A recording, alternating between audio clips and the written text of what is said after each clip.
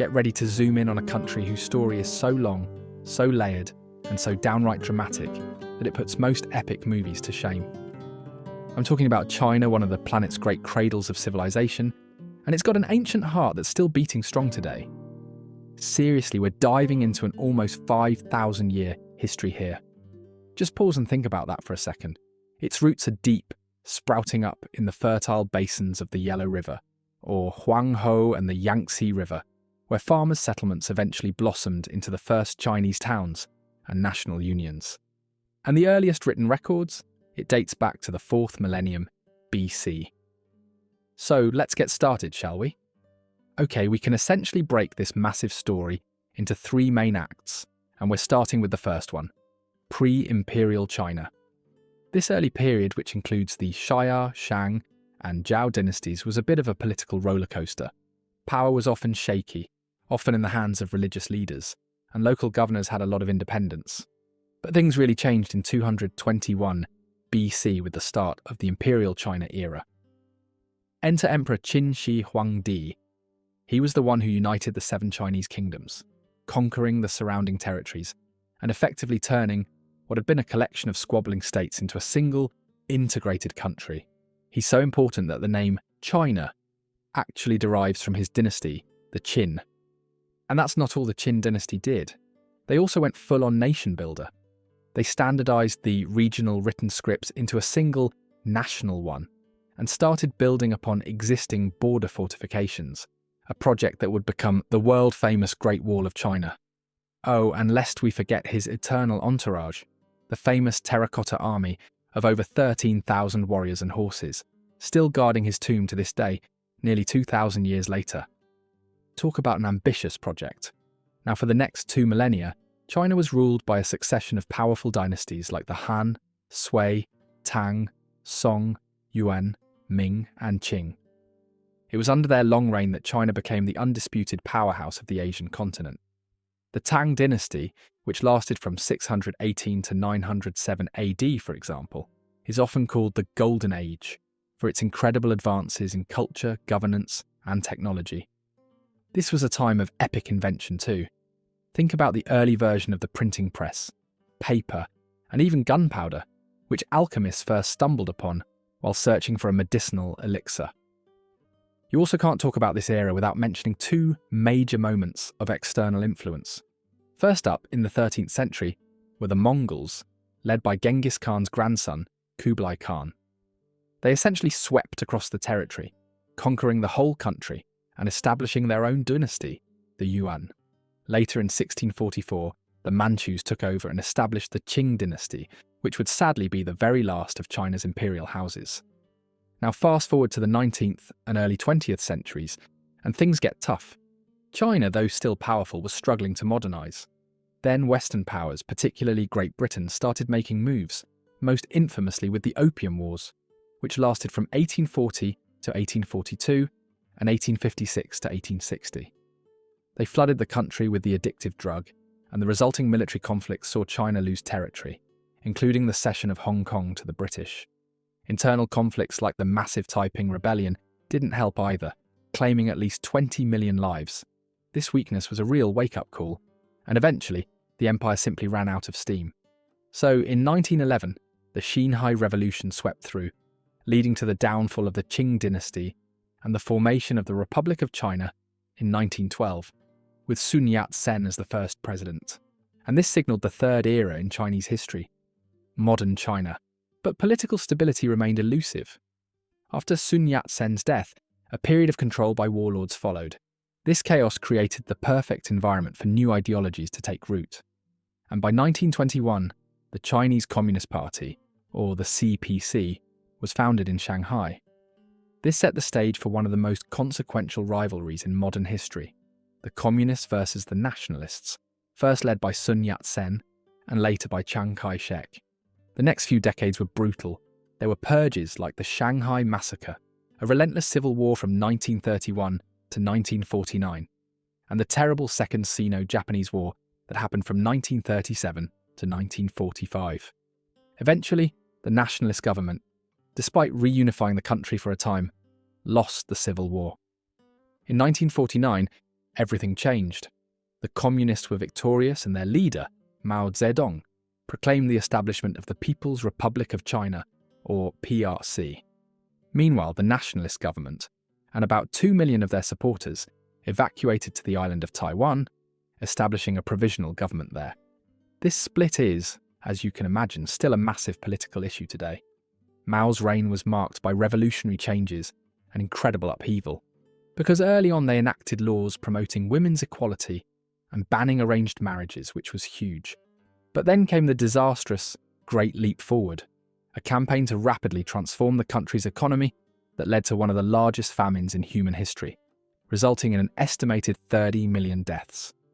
Then there was the Cultural Revolution, a decade-long period of political and social chaos aimed at purging bourgeois and traditional elements from society. Rival factions and student groups known as the Red Guards attacked intellectuals and people with counter-revolutionary backgrounds, destroying much of China's cultural heritage. It wasn't until after Mao's death in 1976 that China began to chart a new course under the leadership of Deng Xiaoping. Starting in 1978, Deng initiated the Four Modernizations program in agriculture, industry, defense and science, and economic reforms that led to China's dramatic shift toward a market-based economy. This period of Chinese socialism and the open door policy began a period of unprecedented economic growth that continues to define the country today.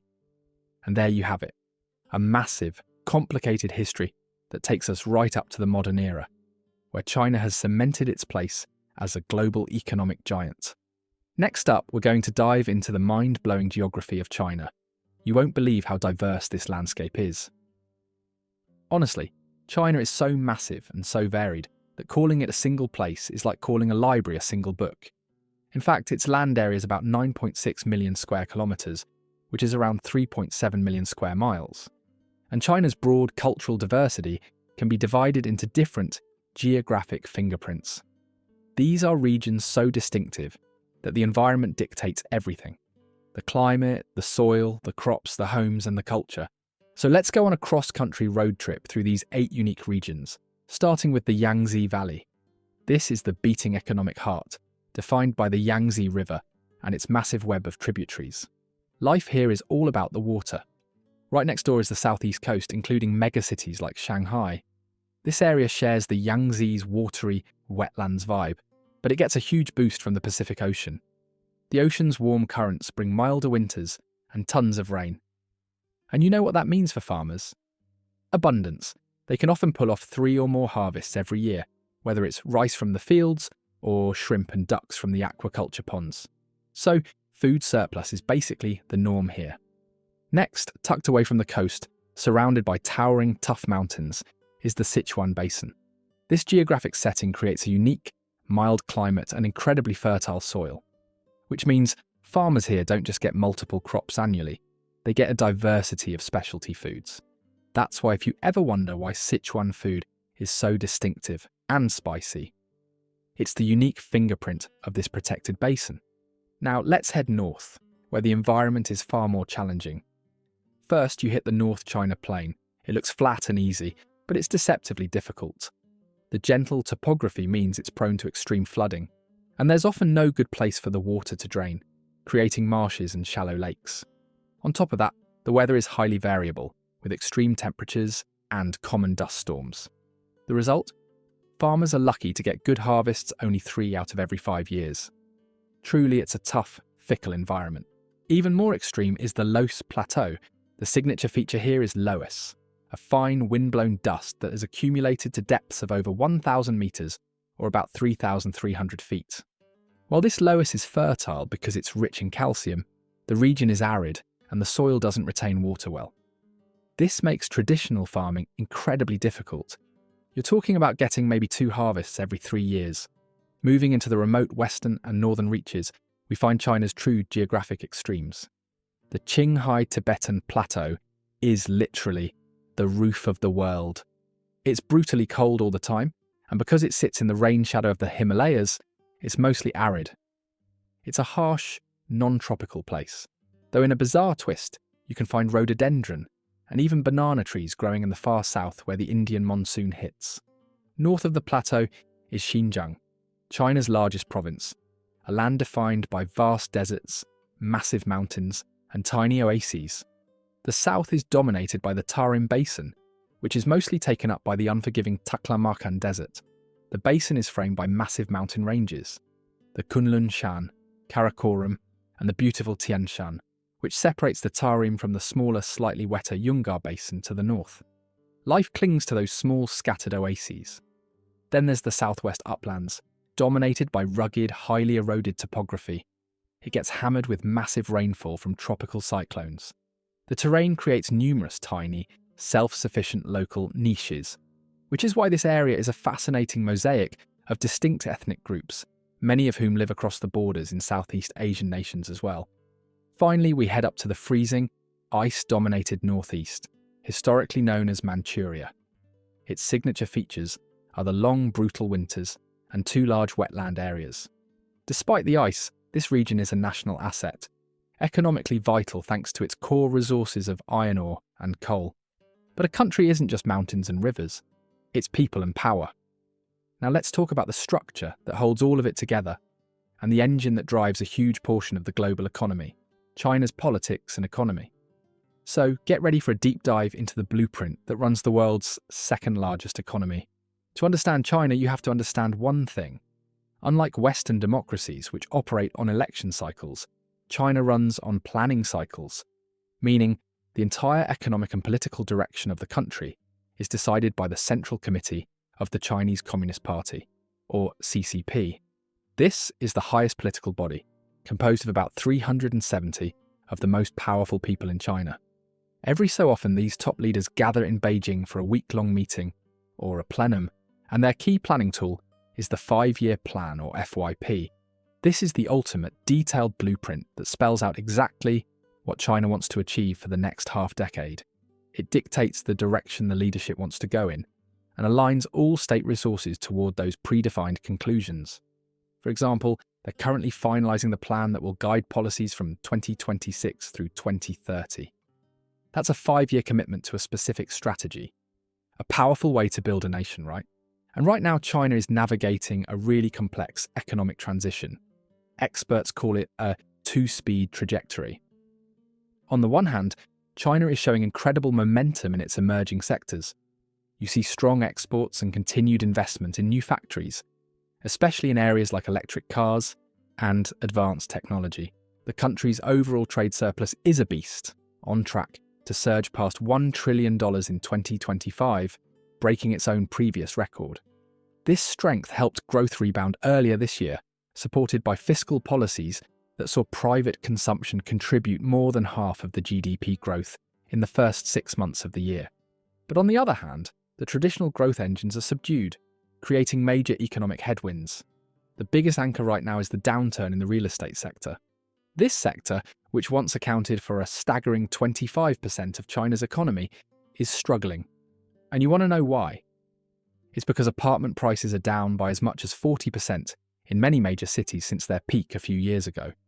This decline has wiped out a huge chunk of household savings, and as you can imagine, that makes people nervous. That nervousness translates directly into weak domestic demand. Retail sales of consumer goods are barely moving, recently posting an increase of just 3% compared to the same month last year. That was the smallest increase in almost a year. So what does this balancing act mean for overall growth? The ASEAN +3 Macroeconomic Research Office, or IMRO, projects China's GDP growth will hit 4.8% in 2025, or approximately $14.3 trillion, and then slightly moderate to 4.4% in 2026. While still impressive for an economy of this size, it shows that the country is undergoing a challenging transition. With risks tilted to the downside, the CCP leadership's facing a decision. How do they fix the economy? It boils down to two main options. One path is to focus on reinforcing consumer spending. This means measures like increasing pensions, especially for rural seniors, some of whom currently receive as little as $20 a month. The goal is to put money directly into people's pockets to spur consumption. The other path is to reinforce the country's long-time focus on big construction projects. like rail lines, highways, and dams. This is a crucial area because many local governments can no longer afford these projects since their main revenue stream, land sales, has dried up due to the housing slump. Ultimately, achieving sustained, high-quality growth will require deep structural changes, like fixing local government finances and shifting away from incentive systems that have previously driven overinvestment in certain sectors. But now let's move away from the economy and into culture. As one anthropologist put it, culture is everything. It's the food, the language, the morals, and the countless ways a group acts and interacts. And in a country that is home to over 1.4 billion people, that makes for one of the world's most fascinating, rich tapestries. The first thing you realize is that China is a land of incredible human diversity. Officially, China recognizes 56 distinct ethnic groups. The dominant group by a massive margin is the Han Chinese, which accounts for over 92% of the population, or around 1.3 billion people. But the remaining population is a vibrant mosaic of groups like the Tibetans, the Mongols, and the Manchus, all the way down to tiny groups like the Loba and Hejan, which number only a few thousand people. And with 56 different groups, it's no surprise that the country is home to over 300 languages and dialects. While Mandarin is the official language, spoken by over 1 billion people globally, there are massive regional languages like Yue or Cantonese, which boast over 85 million speakers. The sheer linguistic scale means that travelling across the provinces can feel like visiting several different countries. Now let's talk about how this massive population keeps time and tradition. Here's a mind-bending fact. China, despite spanning over 5,300 kilometres, or about 3,300 miles from east to west and theoretically covering 5 time zones, uses only one time zone, Beijing time. This can lead to funny moments, especially in Western regions, where the sun might not rise until 10 a.m, and locals have to talk about things using both local time and Beijing time. The calendar too is a bit of a dual system. While the Gregorian calendar is used for business, the Chinese lunar calendar dictates all the fun stuff, like the festivals and the traditions. This is the calendar that sets the dates for the Chinese New Year and the Mid-Autumn Festival. And it's also linked to the Chinese zodiac, where every year shifts to one of 12 animals, like the dragon for 2024. Besides the calendar, the concept of auspiciousness, running through both numerology and colour, is big in daily life. So for example, numbers like 8 and 6 are lucky. Then the number 4 is considered very unlucky because it sounds like the word for death. Similarly, the colour red symbolises good fortune and success, while white traditionally signifies death and mourning, which is why it's the colour worn at funerals. And this worldview is not random, it's actually rooted in ancient philosophy, most notably traditional Chinese medicine, which focuses on the balance of qi energy and healing through herbal remedies and acupuncture. Hand in hand with TCM is feng shui, which aims to harmonise individuals with their environment to promote prosperity and health. And what about the cuisine? When you think of Chinese food, you're usually thinking of just one region. The food is so vast and varied that it's formally categorised into the 8 great traditions. You have the fiery, numbing spice of Sichuan cuisine, the light, fresh flavours of Cantonese dim sum, the highly seasoned dishes of Shandong, and the fresh, simple tastes of Zhejiang. It is a culinary world unto itself. And to wash it all down, tea, of course, which is far more than a beverage. It is a ceremony and a deep cultural exchange. Moving from the kitchen to the studio, you find calligraphy, which is revered as a high art form. The artistic writing of Chinese characters is an expression of the artist's inner spirit, so much so that its tradition is protected by UNESCO. This artistic ingenuity is nothing new, of course, as China is the source of the 4 great inventions that changed the world: paper, gunpowder, the compass, and printing. The printing press, for example, appeared in China nearly 600 years before it arrived in Europe. And of course, we can't talk about China without mentioning the scale of China's ambition. And it's none other than the Great Wall of China. It remains a marvel, stretching over 21,000 kilometres, or about 13,000 miles. And it took over 2,000 years to construct. But today, China is building on that legacy with the world's largest transportation network, boasting the longest high-speed rail network and trains that can reach speeds of over 400 kilometers, or 250 miles per hour. So, I know that there's a lot of information to take in, but what is the most incredible fact about China that you learned today? Let me know down in the comments. And as always, if you loved this video, you'll enjoy this next one.